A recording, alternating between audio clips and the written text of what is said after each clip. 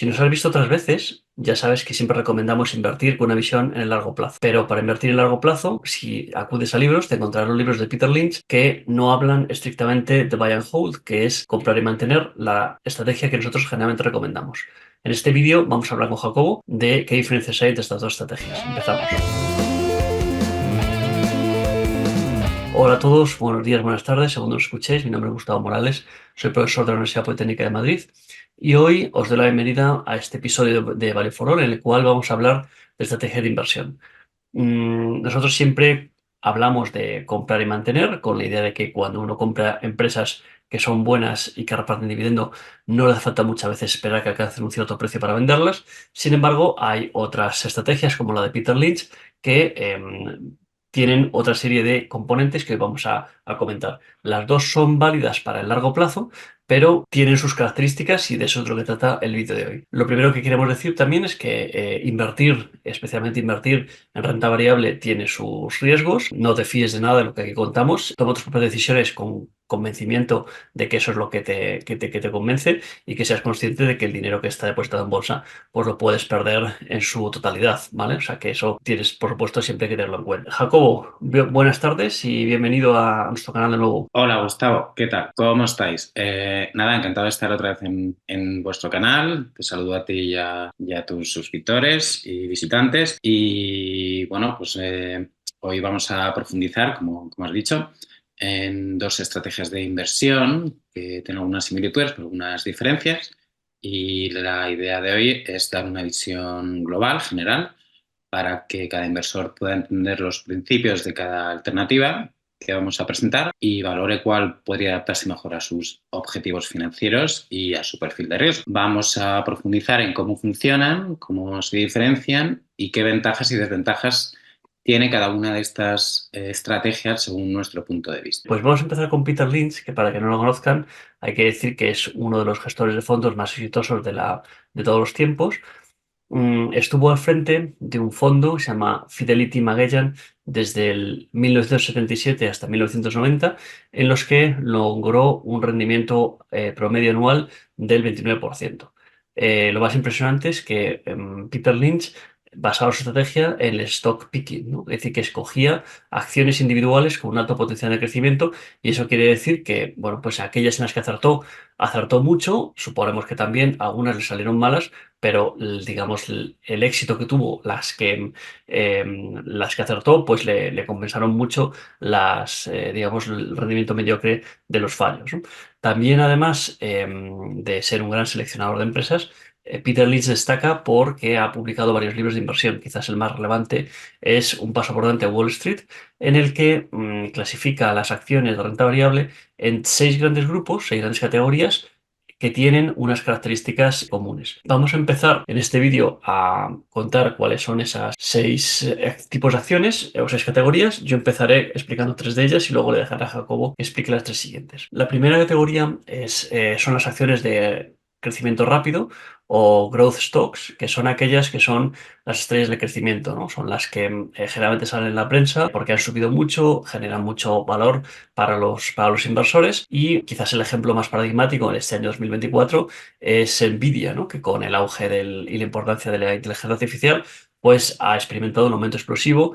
Quizás el gran éxito de Peter Lynch era que de este tipo de empresas consiguió escoger varias que le hicieron que su cartera pues aumentara mucho de valor, ¿no? Lo que pasa es que, claro, pues este tipo de empresas pues tiene la cosa de que te puedes equivocar, ¿no? Para hacerlo bien, para que te salga bien una empresa de crecimiento, tienes que comprarla cuando no es muy conocida y pensar que eso va a crecer mucho, ¿vale? Otra también que ha sido muy importante en los últimos años ha sido Monster Energy, ¿no? Que ha crecido también de ser una marca que no parecía que pues lo tuviera muy fácil, ¿no? Contra Coca-Cola, contra Pepsi, con los grandes grupos de las bebidas carbonatadas y tal, y sin embargo, pues las bebidas han llegado a calar mucho en la población y el valor de la acción se ha incrementado muchísimo, ¿no?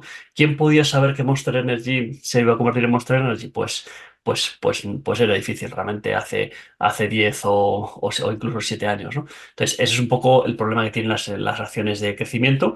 Lo bueno que pueden crecer mucho y ayudarte mucho que tu cartera crezca.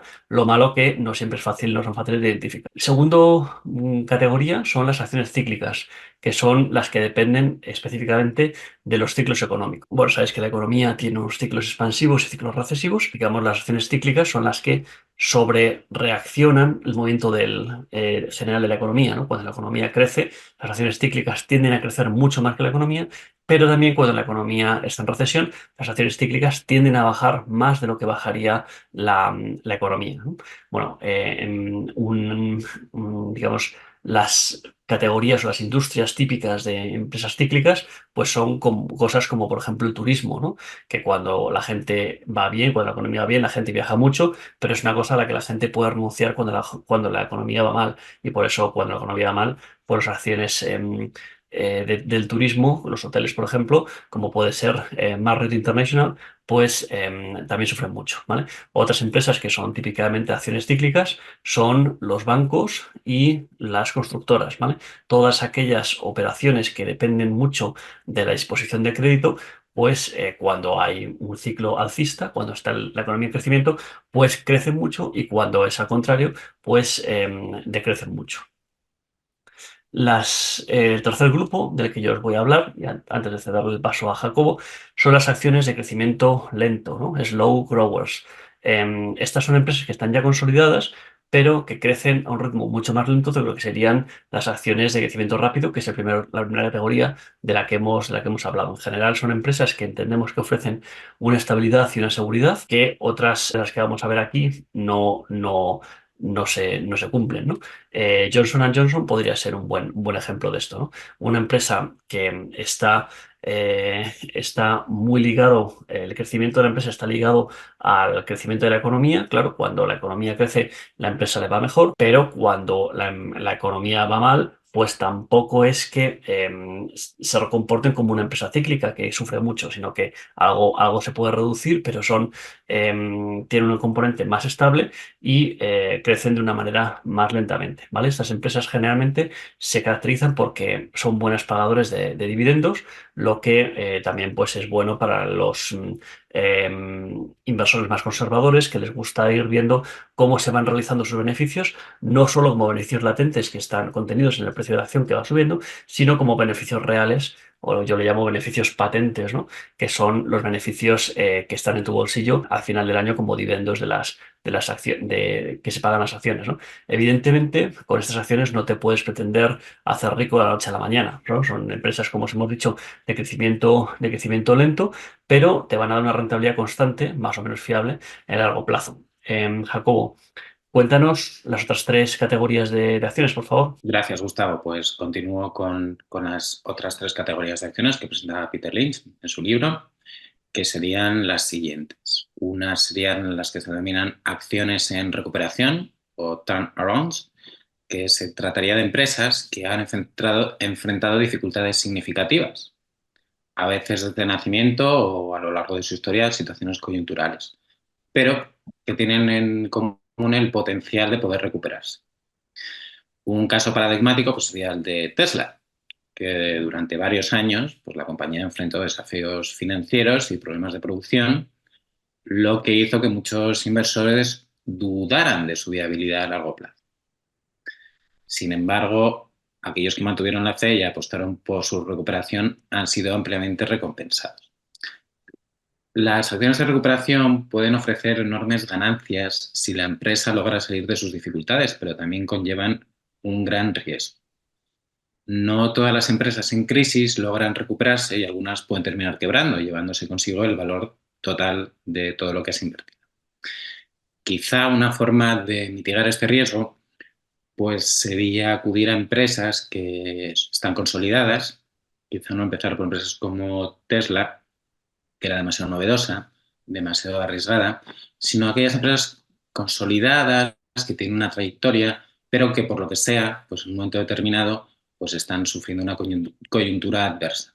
Aquí podemos nombrar, por ejemplo, a empresas que tienen fundamentales razonables o buenos, pero que por lo que sea, pues están sufriendo, por ejemplo, un escándalo en la prensa. Al final se puede decir pues, que ese tipo de empresas, pues bueno, al final están ofreciendo servicios y productos que la gente necesita y aunque en un momento determinado pueden enfrentar una mala fama, pues al final yo creo que se acaba imponiendo la lógica del mercado. La gente, salvo que sea un escándalo muy gordo, la gente pues al final va a comprar sus productos, ¿no?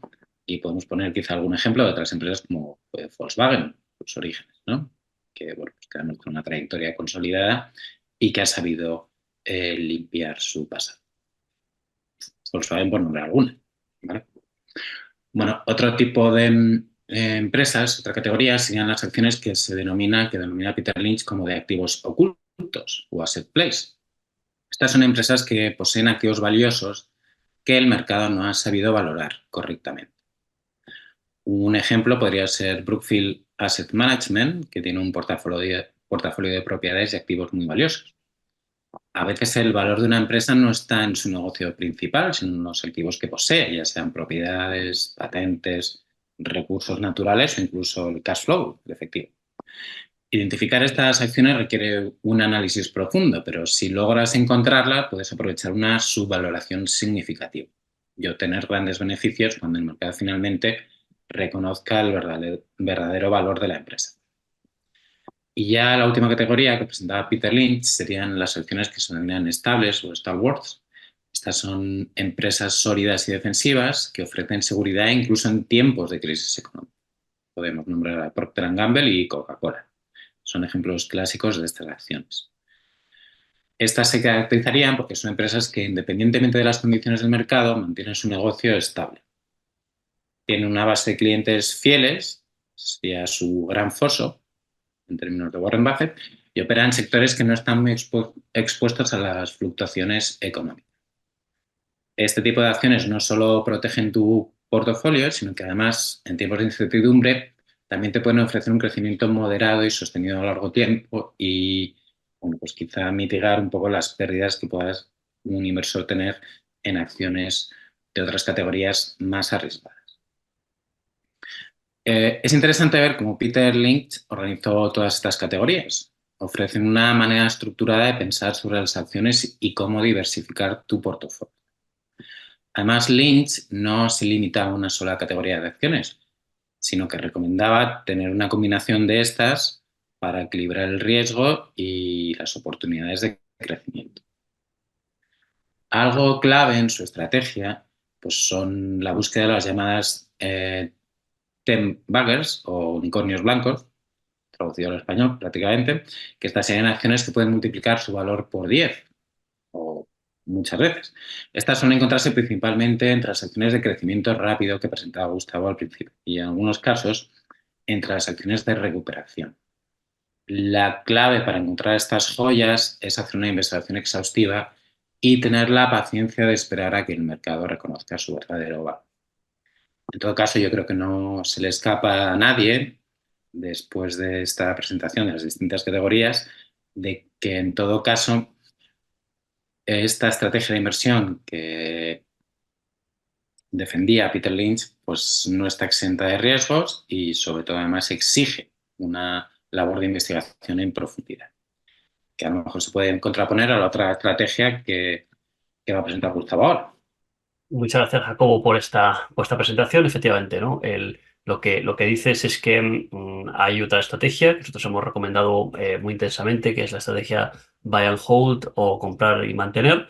Esta estrategia no la hemos inventado nosotros, ni muchísimo menos, y es la que sigue y recomienda por una parte Warren Buffett y por otra parte Gregorio Hernández Jiménez, creador del foro inversiorenbolsa.info, al que hemos sido siempre grandes seguidores aquí, que le hemos traído al canal un par de veces, ¿no?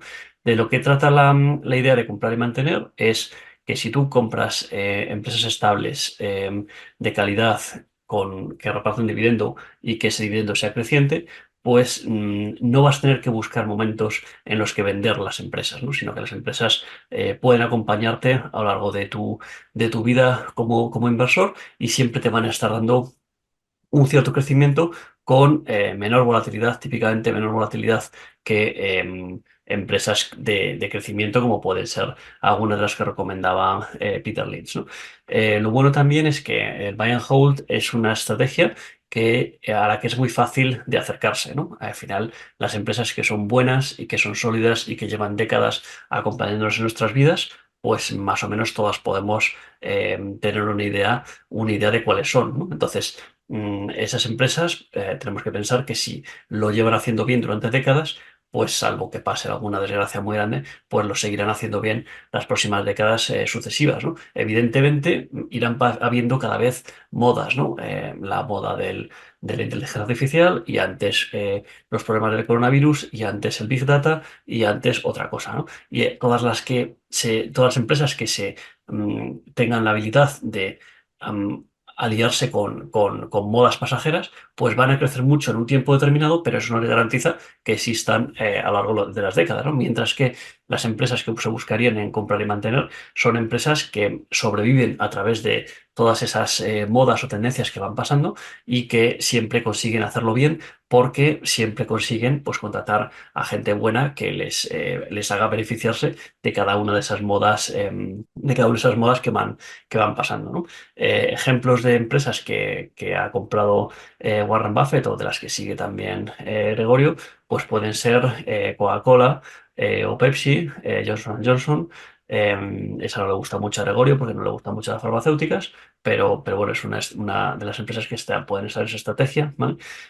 O también Apple, de la que es accionista Warren Buffett desde hace años, y claro, pues empresas que han crecido mucho, han dado mucha rentabilidad, pues lo que hace es que te multiplica el valor que tienes en la cartera en esa empresa, Jacobo. Totalmente de acuerdo, Gustavo. Creo que la gran diferencia que se puede establecer entre un tipo de estrategia y otra es que en la primera, en la que presenta Peter Lynch, pues al final, de alguna manera, lo que tienes que hacer es intentar predecir el futuro, predecir el mercado. Y eso es algo que, bueno, pues que difícilmente podemos hacer. Hay que recordar que esto de la inversión en renta variable, pues más que una ciencia es un arte. Entonces no todo el mundo somos Peter Lynch, desgraciadamente, para tener quizá esa visión tan eh, cerrada, tan completa de que acciones presentan oportunidades. De hecho, bueno, pues esta es una de las enseñanzas que Warren Buffett no se cansa nunca de repetir cuando tiene la ocasión, que es que no intentes predecir el mercado, que más importante que encontrar el momento concreto para entrar al mercado, pues es el largo plazo. Él tiene una frase que es time beats timing, que precisamente se podría traducir como eso, que más que intentar acertar en un momento concreto, pues confía en el largo plazo. Sobre todo, lo ha matizado, pues sobre todo si es la economía estadounidense. Nunca apuestes en contra de la economía estadounidense, o por lo menos con los fundamentales que esa economía había mostrado tradicionalmente. Hoy en día quizá habría que replantearse esto un poquito más. Bueno, en todo caso, uno de los grandes beneficios de la estrategia de buy and hold es la generación de ingresos pasivos a través de los dividendos. Muchas son las empresas adecuadas para esta estrategia, como Microsoft, Johnson Johnson, Procter Gamble, que ya hemos nombrado, pagan dividendos consistentes. Estos pagos no solo proporcionan ingresos adicionales, sino que además, si se reinvierten, puedes acelerar enormemente el crecimiento de tu portfolio gracias al efecto del interés compuesto. Interés compuesto que, no sé si fueron palabras de Albert Einstein, que decía que era la octava maravilla del mundo y que, bueno, pues que es uno de los aspectos quizá que hay que tener muy presente a la hora de invertir en renta variable. Pues sí, Jacobo, saber de todas maneras que esa frase que se le atribuye a Albert Einstein de que el interés compuesto es la fuerza más poderosa del mundo, pues está muy discutida. No se sabe si realmente lo dijo o es una versión apócrifa. En cualquier caso, bueno, pues nosotros sí pensamos que cuando uno tiene que invertir, tiene que pensar en esa potencia de la capitalización compuesta que consiste en que cuando tú estás haciendo una rentabilidad, tú inviertes 1.000 euros en la bolsa y esos 1.000 euros te dan una rentabilidad del 5% en el año, pues tienes al final del año 1.050 euros, ¿no? Y tu rentabilidad, si sigue siendo un 5%, el año siguiente ya no son 50, no son 50 euros, pues no se calcula sobre 1.000, sino que se calcula sobre 1.050, ¿no? Entonces, esa idea del interés compuesto está muy presente en la inversión en el largo plazo, con un modelo buy and hold en el que tú no vendes, entonces siempre estás, digamos, sumando sobre la cantidad que tú tienes, y todos los dividendos que tú cobras no los estás disfrutando hoy en día, sino que los estás estás reinvirtiendo, ¿no? Y eso creo que es una de las cosas que, bueno, ese es el modelo de la bola de nieve, ¿no? Que si tú te compras en un año 1.000 acciones y tienes unos dividendos que son a lo mejor de 30 euros, pues el año siguiente, cuando compres de nuevo 1.000 euros, pues tú solo tienes que poner 970 porque 30 euros ya te lo ha dado la propia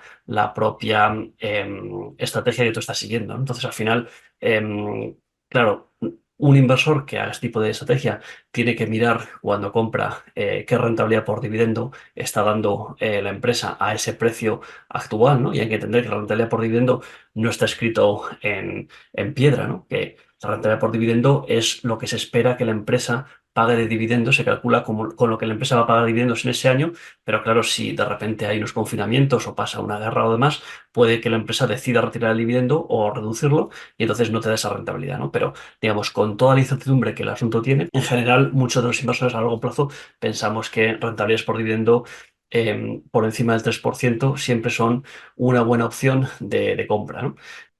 Por el contrario, la estrategia de Peter Lynch lo que tiene es que las empresas puedes llegar a venderlas cuando ha alcanzado una revalorización que tú consideras que es suficiente, ¿no? Entonces, claro, ahí la pregunta es cuánto es eso, ¿no? Y cómo eres capaz de estimar eso, ¿no? Para mí, no es más que una parte más, Jacobo, de la fatal arrogancia, ¿no? El pretender decir que ya no va a subir más o que este es el precio al que tienes que vender es una de las cuestiones en las que estoy seguro de que Hayek pues nos tendría mucho que decir, ¿no?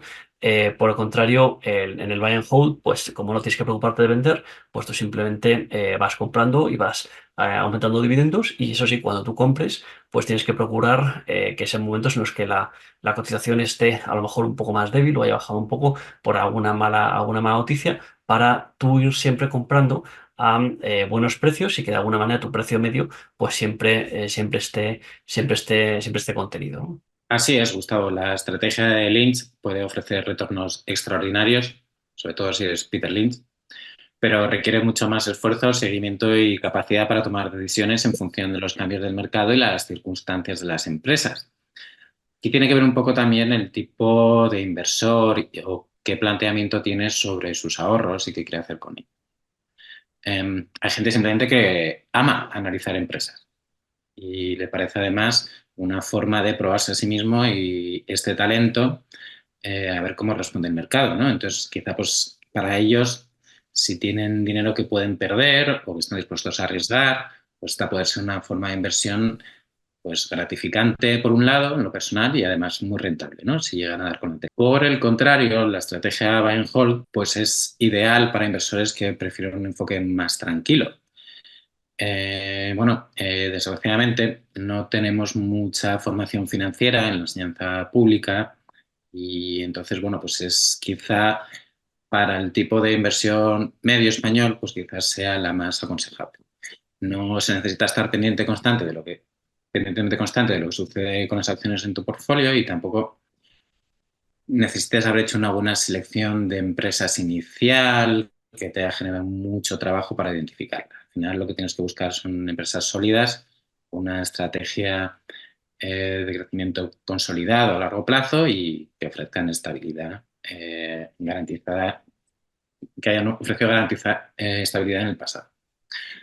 Al final esto se convierte en una fuente fiable de ingresos sin estar preocupados por las fluctuaciones diarias del mercado. Y es que el componente de riesgo y volatilidad, pues es uno de los factores que hay que tener también muy en cuenta cuando uno quiere invertir el esfuerzo de su trabajo. Eso es, Jacobo. Y aquí me gusta que hables de riesgo y volatilidad como dos conceptos diferentes, porque muchas veces, bueno, la teoría financiera muchas veces los intenta asociar y los intenta vincular como si fuera exactamente lo mismo. Y bueno, creo que tiene sus matices y cada vez está más discutido de que el riesgo y la volatilidad sean exactamente lo mismo, ¿no? Pero lo que es indudable es que la estrategia de Peter Lynch es más arriesgada para que tú encuentres una empresa que pueda multiplicar durante tu vida de inversor puede multiplicar su valor por 10, pues quiere decir que era algo que mucha gente no se daba cuenta de que había ese valor oculto ahí y eres uno de los, digamos, uno de los elegidos, ¿no? Que eres capaz de darte cuenta de eso. Y claro, por supuesto también puedes fallar y que la empresa que tú pensabas que tenía capacidad de convertirse en un ten bagger, pues no lo sea, ¿no? Entonces hay mucho más riesgo, mucha más dificultad en acertar con tus acciones con una estrategia tipo como la de David Lynch. Por supuesto, eso te puede dar lugar a grandes volatilidades dentro de tu cartera, ¿no? Puede que haya épocas en las que tu cartera crece mucho y otra época en que tu cartera decrece mucho y eso psicológicamente puede hacerse muy pesado, ¿no? Por el contrario, la estrategia buy and hold es una estrategia un poco más aburrida y un poco menos volátil, ¿no? En el sentido de que las empresas que estás comprando son empresas que tienen una trayectoria de estabilidad a lo largo de los años y por lo tanto los modelos de negocio están probados. Si han existido durante muchos años es porque tienen algunas barreras de entrada, algunos esfuerzos defensivos que las protegen de sus competidores y entonces el riesgo es comparativamente menor, ¿no? Especialmente si tú consigues diversificar mucho entre empresas y entre industrias, ¿vale? Quiero recordar que tenemos una teoría sobre cómo puede ser una propuesta de cartera de inversión en la cual recomendamos no tener más de un 5% en cada empresa ni más del 15% dentro de una misma industria, ¿vale? Y luego de las industrias recomendamos tener al menos el 50% en la industria defensiva y eh, el resto 50% se puede dividir entre las empresas que están consideradas como sensibles o supersector sensitive o supersector cíclico. Todo esto con la clasificación de Morningstar, de la que tenemos también algún vídeo colgado en el canal, Jacobo. Sí, efectivamente, la volatilidad es una consideración clave. Un inversor tiene que hacer un análisis previo de cuán sensible es la naturaleza de su estómago para aguantar los ciclos de la bolsa. Y bueno, pues que quizás algo que los inversores nobles lleven un poquito peor, porque bueno, desgraciadamente estamos sujetos a los ciclos económicos por este montaje que tenemos financiero y económico en el mundo. Entonces es importante recordar que las caídas temporales del mercado son normales y suceden con frecuencia. De hecho, estas caídas, pues precisamente lo que hacen también es ofrecer oportunidades para comprar acciones a precios reducidos. Aquí ya no se trataría tanto de criticar lo que hemos dicho antes, de encontrar el enfoque adecuado, cuál es el momento adecuado para entrar en una acción, sino bueno, pues simplemente hacer un estudio de cuáles son los fundamentales de la empresa y si por una caída coyuntural, pues el precio objetivo pues ha subido respecto al precio de mercado actual. El enfoque de buy and hold es confiar que en el largo plazo las empresas bien gestionadas y con buenos fundamentos pues seguirán creciendo, independientemente de las fluctuaciones del corto plazo. Bueno, reiterando un poco esta idea, la estrategia de Peter Lynch tienes que estar más preparado para actuar rápidamente si las circunstancias cambian. Si una empresa en la que has invertido ya no muestra el potencial que esperabas o si su precio ha subido tanto que no tiene valor a largo plazo, pues hay que estar dispuestos a vender. Y esto, pues un poco lo que decías tú anteriormente, Gustavo, pues esto es muy, muy arriesgado. Siempre nos va a faltar información sobre los, las particularidades del sector, del mercado en general, de la competencia. Nunca vamos a tener toda la información fiable para poder tomar estas decisiones de una forma óptima. Entonces, bueno, pues aquí creemos que no es una estrategia que se pueda descartar del todo, hay razones muy importantes también, pero insistir en que para empezar en este tipo en el mundo de la inversión, pues quizá la estrategia de buy and hold sea la más recomendada. Para empezar a invertir por tu cuenta sin tener un gestor propio, si es lo que has decidido desde el punto de vista de que sabes que tienes que tener la responsabilidad de tu dinero y no fiarte de lo que te diga nadie sobre el particular, pues la estrategia buy and hold es una forma en la que uno puede empezar a hacerlo de una manera relativamente fácil, ¿no? Las empresas que son buenas y que llevan décadas funcionando, pues creo que todos más o menos podemos tenerlas en mente. Son el tipo de empresas en las que ha invertido Warren Buffett, el tipo de empresas que se menciona en el foro invertir en bolsa.info.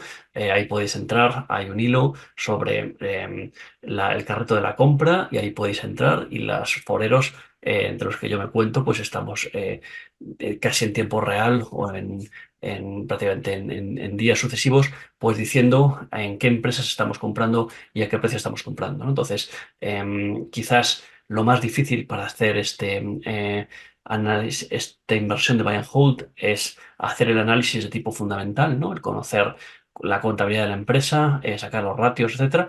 Y por eso, para ayudar en esa misión, pues creamos la página web Vale for All, ¿no? Que se alimenta de trabajo que hacemos en la universidad, que hacen alumnos bajo mi supervisión y de otros profesores, en las que están analizando diferentes industrias y comparan empresas que son comparables, ¿no? Porque están en la misma industria.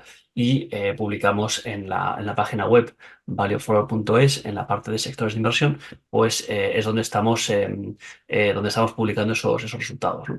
Entonces, ¿qué empresas serían típicamente recomendadas dentro de estrategia buy and hold? Pues bueno, pues sabiendo que esto desde luego no es recomendación de inversión ni mucho menos, pero algunas de ellas pues pueden ser empresas típicamente defensivas, como pueden ser Coca-Cola, Pepsi, en el lado digamos, de las bebidas carbonatadas, puede ser algunas de tabaco, por ejemplo, como Philip Morris Internacional, pueden ser productores de alimentación, como o droguería, como Procter Gamble, Unilever, General Mills. O también incluso no quiere decir que tengan que ser todo empresas defensivas, también puede haber alguna que pueda ser sensible o sensitiva, sensible o cíclica, como pueden ser Microsoft, por ejemplo, ¿no? Cualquiera de estas empresas que se hubiese comprado hace 10, 20 o 30 años, pues hubiera dado unas rentabilidades sensiblemente superiores a la media del mercado, ¿no? Sin también acumular una volatilidad excesiva, ¿no? Hemos hecho algunos estudios también publicados en nuestro blog sobre cómo una cartera con las características que he mencionado anteriormente, ¿no? De 5% máximo en cada empresa, máximo 15% en cada industria, y con un 50% en el sector defensivo, supersector defensivo, hemos demostrado cómo se puede batir al mercado, además con una volatilidad media menor que la del mercado, ¿no? Es decir, que no es incluso mejor que invertir en fondos índice, de la que también hablaremos en alguna ocasión, Jacobo. Pero cuéntanos, ¿qué empresas son las que serían más representativas del estilo de inversión de Peter Lynch? Sí, Gustavo, para dejar en igualdad de condiciones a Peter Lynch, ¿vale? Y dar ejemplos también de éxito que él ha tenido, pues podemos hablar sobre todo de dos empresas, yo creo que serían, por ejemplo, Dunkin' Donuts, que él supo acertar en el momento y fue capaz de ver efectivamente cuál iba a ser el potencial de esta empresa. De hecho, en el libro que cuenta que lo visitaba, de las primeras sedes y demás, y que bueno, pues hizo efectivamente una labor de campo de estudio bastante intensa, que no todo el mundo que tenemos trabajos normales o nos dedicamos a otra cosa que no sea full time a la inversión, pues difícilmente vamos a poder hacer, ¿no? Otra, bueno, pues esta Dunkin' Donuts fue una de sus famosas 10 Buggers, que se multiplicó su valor varias veces en el transcurso de unos años. Otra empresa que Lynch menciona en su libro y a menudo es Ford. Y estas son un ejemplo de las empresas cíclicas y muy arriesgadas. Y es que Lynch vio oportunidades durante los periodos en que el mercado subestima su valor. Claro, que también a lo mejor pues, pudo haber entrado un competidor en su momento que le hubiera dado la puntilla a Ford. Eso no fue el caso, sí que entraron competidores, pero al final es una empresa que supo reajustarse, reinventarse y ofrecer productos que volvieron a ser demandados. Entonces, bueno, pues sí, si entras en un momento adecuado, el retorno puede ser espectacular. También, pues obviamente la cantidad de riesgo es enorme. Una de las cosas que son más destacadas en la estrategia de Peter Lynch es que hay que estar muy atento al ciclo económico, ¿no? Claro, nunca sabemos cuándo hemos alcanzado el pico, ¿no? Si lo supiéramos, pues sería estupendo, ¿no? Compraríamos en la parte baja del ciclo y esperaríamos a que se llegase a la parte alta del ciclo y venderíamos, ¿no? Lo que pasa es que como nunca sabemos si de verdad se ha alcanzado el máximo, el punto máximo, pues es, digamos, la dificultad que nos encontramos, ¿no? Al respecto de cómo se crean esos ciclos económicos y la dificultad que hay para entenderlos y cómo afectan a los distintos activos financieros, no solamente las acciones, sino a otros activos financieros, pues tenemos un vídeo que dejamos aquí arriba en las tarjetas del vídeo, en la que ya hablamos sobre esos temas. Pero también quería que nos habláramos un poco de la importancia de la inflación, Jacobo. Sí, ya que estamos tocando aspectos macroeconómicos que afectan a las estrategias de inversión, ya que se puede hacer con los ahorros, pues efectivamente yo creo que el ciclo económico es uno de los factores más determinantes y bueno, luego tenemos otro que nos acompaña siempre, independientemente de los ciclos, parece, que es la inflación. Entonces, hay que tener en cuenta, yo creo que hay mucha gente que se asusta cuando oye el tema de la inversión, los riesgos que conlleva y demás, pero hay que entender también que si ahorramos en moneda fiduciaria, es decir, en dinero que conocemos y lo dejamos en el banco, pues algo que tenemos la suerte de encontrar un banco que nos da una rentabilidad sostenida en torno al 3-4% y demás, pues lo que estamos haciendo es perder valor adquisitivo con nuestros ahorros, con fruto de nuestro esfuerzo. Y eso por sí ya es una estrategia perdedora. Es decir, quizá convendría valorar los riesgos de la inversión respecto a los riesgos de no hacer nada.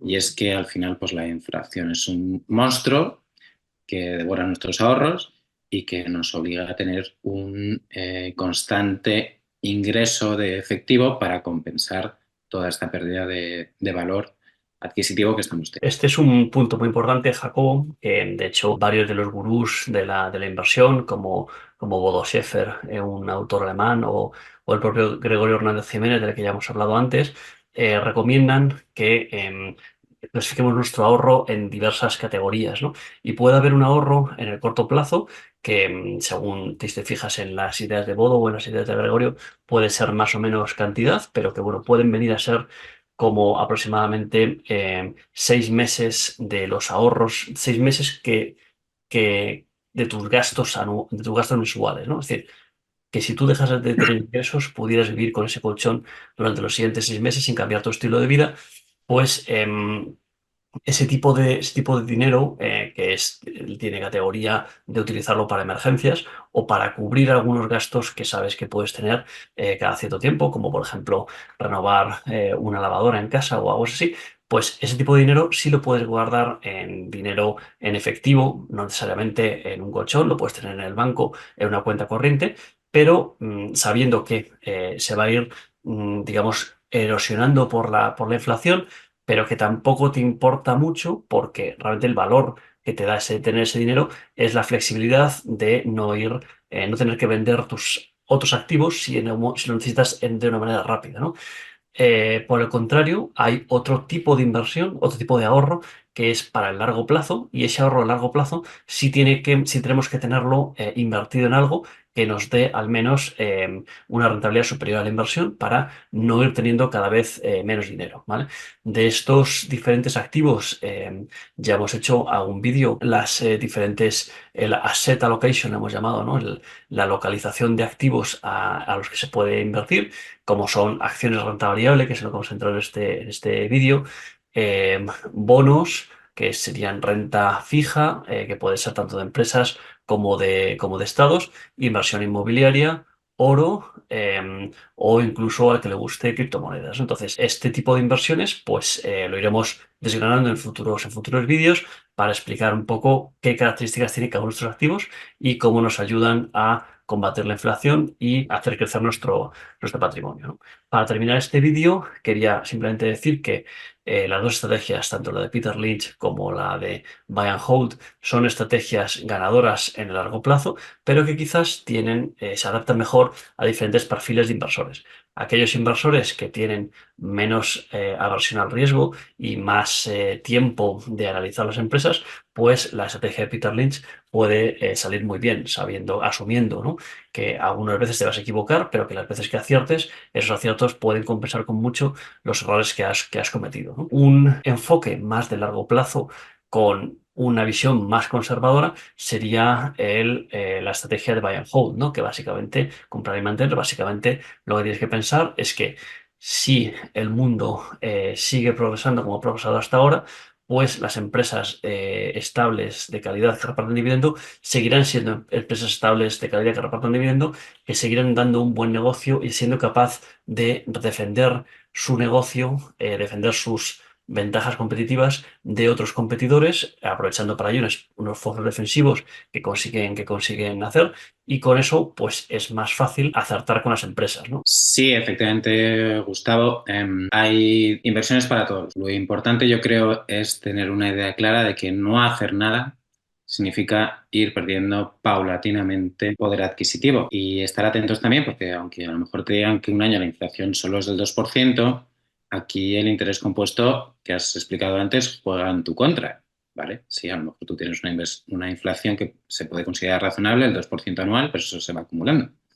Entonces, a lo largo del tiempo, pues la pérdida de tu capital, de tus ahorros, puede llegar a ser muy importante. Entonces, yo aquí diría que lo primero, que te conozcas a ti mismo antes de empezar a invertir, y las opciones que has nombrado antes de renta fija, pues quizás son las que presenten menos volatilidad y riesgo incluso, según las opciones que elijas. Y ya si te quieres meter en el mundo de la renta variable, es decir, las inversiones en bolsa, pues al menos ser consciente de los riesgos que conlleva cada una. Y antes de empezar, pues primero pues, hacer un análisis de qué puedo invertir, qué puedo perder, llegado al caso, y cuáles son mis expectativas a corto, medio y largo plazo. Y aquí pues podemos nombrar una historia que yo no sé, Gustavo, si es mito, porque yo no lo he visto escrito en ningún lado, pero es algo que se comenta, que es lo que contaría precisamente Peter Lynch sobre la experiencia de su fondo Fidelity Magellan, donde, como decías, logró una rentabilidad anual promedio del 29%, que esto de 1977 a 1990 sería el 3.500%, precisamente por el interés compuesto.